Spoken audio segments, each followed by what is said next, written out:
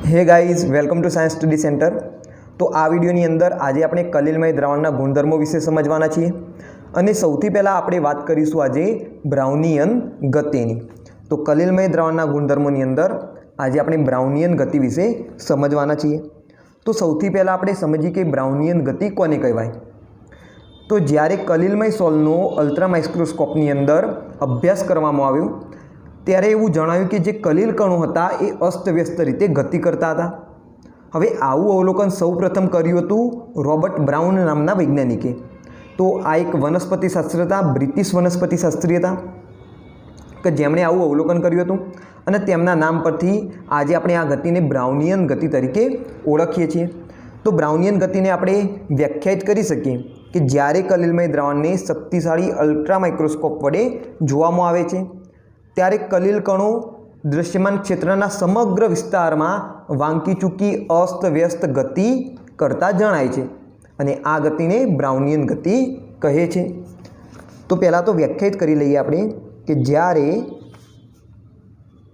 કલિલમય સોલને અથવા તો કલિલમય દ્રાવણને શક્તિશાળી અલ્ટ્રા માઇક્રોસ્કોપ વડે જોવામાં આવે છે ત્યારે કલિલમય કણો દૃશ્યમાન વિસ્તારના સમગ્ર ક્ષેત્રમાં અસ્તવ્યસ્ત એટલે કે વાંકી ચૂકી ગતિ કરે છે। આ ગતિને બ્રાઉનિયન ગતિ કહે છે। હવે આનું સૌપ્રથમ અવલોકન કોને કર્યું તો રોબર્ટ બ્રાઉન નામના વૈજ્ઞાનિકે આ ઘટનાનું સૌપ્રથમ અવલોકન કર્યું હતું અને તેથી આપણે આ ગતિને બ્રાઉનિયન ગતિ તરીકે આજે ઓળખીએ છીએ। હવે ચલો બ્રાઉનિયન ગતિ તો થાય જ છે એટલે કે કલિલમય સોલની અંદર કલિલ કણો વાંકી ચૂકી અસ્તવ્યસ્ત ગતિ કરતા હશે। તો અહીંયા પ્રશ્ન એમ થાય કે ગતિ શા માટે કરે છે। તો તમે સમજો અહીંયા આગળ કલિલમય સોલની અંદર બે ઘટકો હોય। જેવી રીતે દ્રાવણ લઈએ તો દ્રાવણની અંદર દ્રાવ્ય હોય અને દ્રાવક હોય, એવી રીતે અહીંયા આગળ પણ બે ઘટકો હોય। એક હોય પરિક્ષેપણ માધ્યમ અને બીજું હોય પરિક્ષેપિત કલા। તો કલિલમય સોલના બે ઘટકો હોય, એક હોય પરિક્ષેપણ માધ્યમ અને બીજું શું હોય તો પરિક્ષેપિત કલા હોય। હવે પરિક્ષેપિત કલા એટલે કે કલિલ કણો। તો કલિલ કણો કદમાં મોટા હોય। કેવા હોય? કદમાં મોટા હોય અને એમની સાઇઝ છે 1 થી તે 1000 નેનોમીટરની વચ્ચે। પરંતુ જે પરિક્ષેપણ માધ્યમ હોય તો એમના કણોનું કદ નાનું હોય। એ કલિલ કણો કરતાં કેવું હશે? નાનું હશે। દાખલા તરીકે તમે કોઈ પાણીની અંદર સોલ બનાવેલો હોય, પાણીની અંદર કલિલ કણો મિશ્ર કર્યા અને એક સોલનું નિર્માણ થયું, તો એ સોલની અંદર પરિક્ષેપણ માધ્યમ તરીકે તો પાણી હશે। હવે તમને ખ્યાલ છે કે પાણીના અણુ કેવા હોય તો ખૂબ જ નાના હોય, તો પરિક્ષેપણ માધ્યમના કણો કેવા હશે? ખૂબ નાના હશે। હવે એમની જોડે કંઈક ગતિ ઉર્જા રહેલી હોય અને ગતિ ઉર્જાના લીધે એ કલિલમય સોલની અંદર અસ્તવ્યસ્ત ગતિ કરતા હોય છે। કોના કણો? તો પરિક્ષેપણ માધ્યમના કણો। હવે જો આ અસ્તવ્યસ્ત ગતિ કરતા હોય અને વળી પાછું કલિલમય સોલની અંદર કલિલ કણો પણ હાજર હોય તો શું થાય કે આ અસ્તવ્યસ્ત ગતિ કરતા પરિક્ષેપણ માધ્યમના કણો પરિક્ષેપિત કલા સાથે અથડાય છે, એટલે કે કલિલ કણો સાથે અથડાય છે। એટલે કે તમે કહી શકો કે પરિક્ષેપણ માધ્યમના અણુઓ વડે કલિલ કણો પર બોમ્બાર્ડમેન્ટ થાય છે, એટલે કે બોમ્બ મારો થાય છે। તો જુઓ શું થાય છે અહીંયા આગળ પરિક્ષેપણ માધ્યમના અણુઓ વડે કલિલ કણો પર બોમ્બ મારો થાય છે। દાખલા તરીકે આ જે પરિક્ષેપણ માધ્યમ હોય, પરિક્ષેપણ માધ્યમના નાના નાના અણુઓ જે હશે એ મોટા કલિલ કણો સાથે અથડાશે, એટલે કે મોટા કલિલ કણો પર પરિક્ષેપણ માધ્યમના અણુનો શું થયો? તો બોમ્બ મારો થયો। હવે આ તો રેન્ડમ જ હોય, એમની જે ગતિ હશે એમની દિશા તો નક્કી ના હોય, એટલે કે અહીંયા જે કલિલ કણો છે એની ગમે તે બાજુથી ગમે તેટલા પરિક્ષેપણ માધ્યમના અણુઓ અથડાશે, એટલે કે બધી તરફથી સરખું જ બળ લાગતું હોય એવું જરૂરી ના હોય। એટલે કે અહીંયા જે બોમ્બ મારો થશે એ કયો થશે? તો અસંતુલિત થશે, અસંતુલિત બોમ્બ મારો થશે। અને આ અસંતુલિત બોમ્બ મારો થાય એટલે શું થશે? જે જે કલિલ કણો હતા એ કલિલ કણો પણ ગતિ કરશે। માની લો કે આ એક કલિલ કણ છે, આ કલિલ કણ પરથી આ દિશામાંથી ઘણા બધા પરિક્ષેપણ માધ્યમના અણુઓએ અથડાયા, એના ઉપર બોમ્બ મારો કર્યો, તો આ શું થશે? ગતિ કરવા લાગશે। હવે બીજા પણ અહીંયા આગળ અણુ હશે, ફરીથી પાછું એના પર અથડાશે, તો ફરી પાછું આ કલિલ કણ પોતાની દિશા બદલી દેશે અને ગતિ કરવા લાગશે। વળી પાછો અહીંયા આગળ અથડાયો તો વળી પાછું પોતાની ગતિની દિશા બદલી દે, વળી પાછો અહીંયા આગળ અથડાય તો પાછી ગતિની દિશા બદલાઈ જાય। તો આવી રીતે અસ્તવ્યસ્ત રીતે શું થતા રહેશે? કલિલ કણો પરિક્ષેપણ માધ્યમની અંદર, એટલે કે કલિલમય સોલની અંદર ગતિ કરતા રહેશે। ક્લિયર છે વાત? તો આ હતું કારણ કે જે પરિક્ષેપણ માધ્યમના અણુઓ હોય એ કલિલ કણો પર બોમ્બ મારો કરે છે, એની સાથે અથડાય છે, અને એના કારણે જે કલિલ કણો હોય મોટા હોવા છતાં પણ દ્રાવણની અંદર, એટલે કે કલિલમય દ્રાવણની અંદર ગતિ કરતા જણાય છે। ક્લિયર છે વાત? તો તમે આ રીઝન આની અંદર જણાવી શકો છો। કલિલ કણો પર પરિક્ષેપણ માધ્યમના અણુઓ વડે અસંતુલિત બોમ્બ મારો થવાથી કલિલ કણો સોલમાં અસ્તવ્યસ્ત, વાંકી ચૂકી ગતિ કરતા જણાય છે। બરાબર? હવે આ જે બ્રાઉનિયન ગતિ છે એ કેટલાક પરિબળો પર આધાર રાખતી હોય છે, તો એના ઉપર અસર કરતા પરિબળોની વાત કરીએ તો જે બ્રાઉનિયન ગતિ હોય એ કલિલ કણોના સ્વભાવથી મુક્ત હોય છે, એટલે કે બ્રાઉનિયન ગતિ કલિલ કણોના સ્વભાવ પર આધાર રાખતી નથી।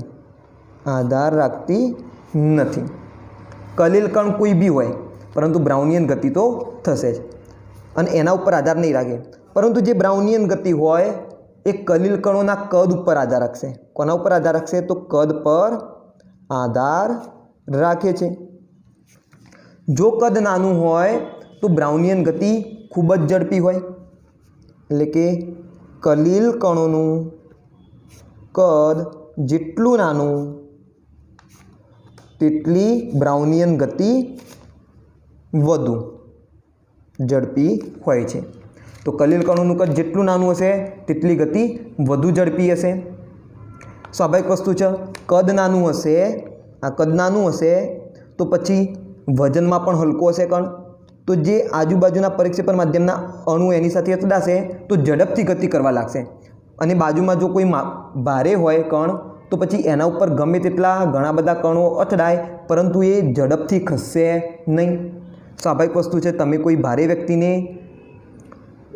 ધક્કો મારો અને કોઈ હલકા વ્યક્તિને ધક્કો મારો તો સ્વાભાવિક વસ્તુ છે જે હલકો વ્યક્તિ છે એ ઝડપથી ગતિ કરવા લાગશે અથવા તો ઉડી જશે। તો એ તમે સમજી શકો છો। બીજી અગત્યની બાબત એ છે કે જે બ્રાઉનિયન ગતિ હોય એ દ્રાવણની સ્નિગ્ધતા ઉપર આધાર રાખશે। કોના ઉપર આધાર રાખશે? તો દ્રાવણની સ્નિગ્ધતા ઉપર। સ્નિગ્ધતા જેટલી ઓછી હશે એટલો અવરોધ ઓછો હશે, અને જો અવરોધ ઓછો હોય તો પછી ગતિ વધુ ઝડપી થાય, ટ્રાફિક ઓછો નડશે એના। તો દ્રાવણની સ્નિગ્ધતા જેટલી વધારે ઓછી, ઓકે, જેટલી વધુ ઓછી હોય તેટલી બ્રાઉનિયન ગતિ વધુ ઝડપી હશે, કારણ કે અવરોધ પછી ઓછો નડશે અને અવરોધ ઓછો નડશે તો જે કલીલ કણો હોય એ સરળતાથી મૂવમેન્ટ કરી શકે, એ સરળતાથી હલનચલન કરી શકે. તો આ બાબત ખૂબ જ યાદ રાખવાની તમારે કે બ્રાઉનિયન ગતિ હોય કલીલ કણોના સ્વભાવ પર આધાર રાખશે નહીં. કોના ઉપર આધાર રાખશે?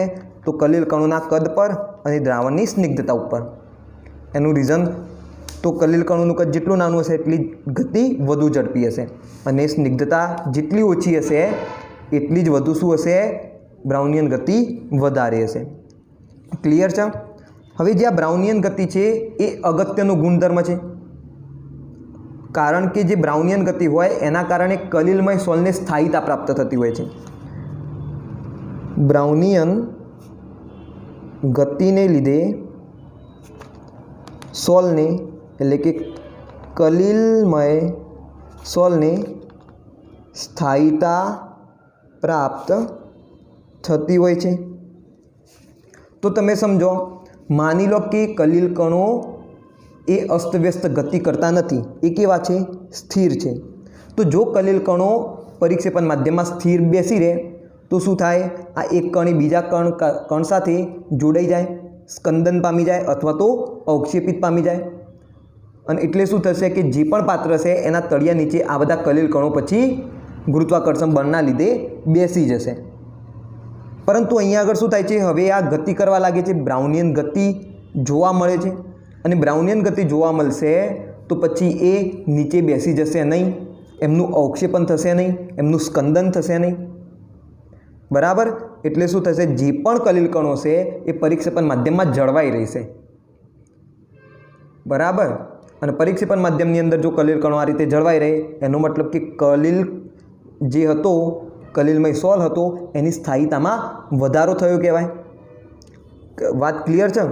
તો તમે લખી શકો કારણ એનું કે કલીલ કણો સ્થિર રહે તો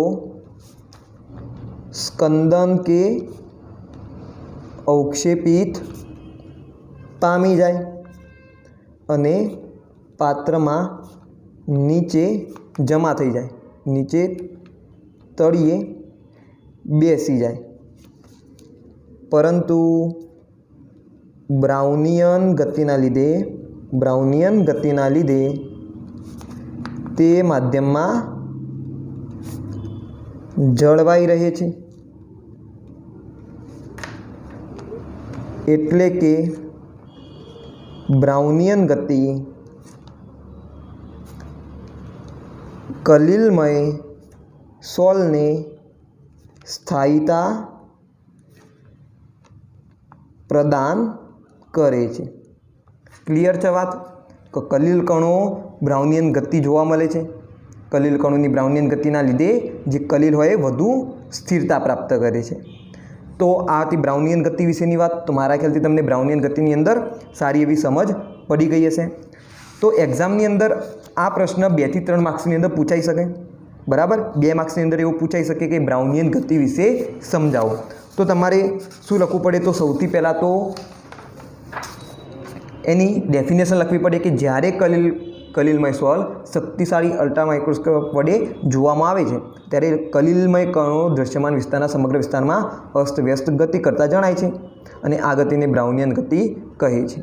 કોને શોધી હતી? તો સૌપ્રથમ તો અવલોકન કરનાર વૈજ્ઞાનિક હતા રોબર્ટ બ્રાઉન, અને એમના નામ ઉપરથી આ ગતિને નામ આપવામાં આવ્યું છે. પછી રીઝન લખવું પડે કે કેમ બ્રાઉનિયન ગતિ જોવા મળે છે. તો તમે લખી શકો કે કલીલ કણો પર પરિક્ષેપણ માધ્યમના અણુઓ વડે અસંતુલિત બોમ્બમારો થાય છે, અને એ બોમ્બમારો થવાના કારણે જે કલીલ કણો હોય એ દ્રાવણની અંદર અસ્તવ્યસ્ત વાંકી ચૂકી ગતિ કરતા જણાય છે. બરાબર? શરૂઆતમાં આ રીતે આ દિશામાં ગતિ કરતો હોય, પરંતુ ફરીથી પાછા અણુઓ અથડાય એટલે એની દિશા બદલાઈ જાય, ફરી પાછી એની દિશા બદલાઈ જાય. આ રીતે દિશા સતત એની બદલાતી રહે, એટલે કે કોઈ ચોક્કસ દિશામાં એ જતા નહીં હોય, અસ્તવ્યસ્ત દ્રાવણની અંદર એ ગતિ કરતા હશે. તેના પછી કોના ઉપર આધાર રાખે છે એ જણાવવાનું. તો બ્રાઉનિયન ગતિ એ કલીલ કણોના સ્વભાવ પર આધાર રાખતી નથી, કદ પર અને દ્રાવણની સ્નિગ્ધતા પર આધાર રાખે છે. કદ વધારે કદ જેટલું નાનું હશે એટલી બ્રાઉનિયન ગતિ વધુ હશે અને કદ જેટલું મોટું હોય તો પછી બ્રાઉનિયન ગતિ એટલી ઓછી હોય. અને દ્રાવણની સ્નિગ્ધતા પર આધાર રાખશે, અને સ્નિગ્ધતા જેટલી વધારે ઓછી હશે એટલી જ વધુ બ્રાઉનિયન ગતિ વધારે ઝડપી હશે. અને એના પછી તમે જણાવી શકો કે બ્રાઉનિયન ગતિ એ કલિલ જે હોય એને સ્થિરતા પ્રાપ્ત કરે છે. તો એનું પણ રીઝન તમે જણાવી શકો છો. તો ટૂંકમાં આ રીતે મુદ્દા વાઇઝ તમે જો થિયરી લખો તો તમે સારા એવા માર્ક્સ મેળવી શકો છો બ્રાઉનિયન ગતિની અંદર. તો મારા ખ્યાલથી તમને ખ્યાલ આવી ગયો હશે. તો નેક્સ્ટ વિડીયોની અંદર આપણે જે બાકીના ગુણધર્મો છે એની ચર્ચા કરી દઈશું.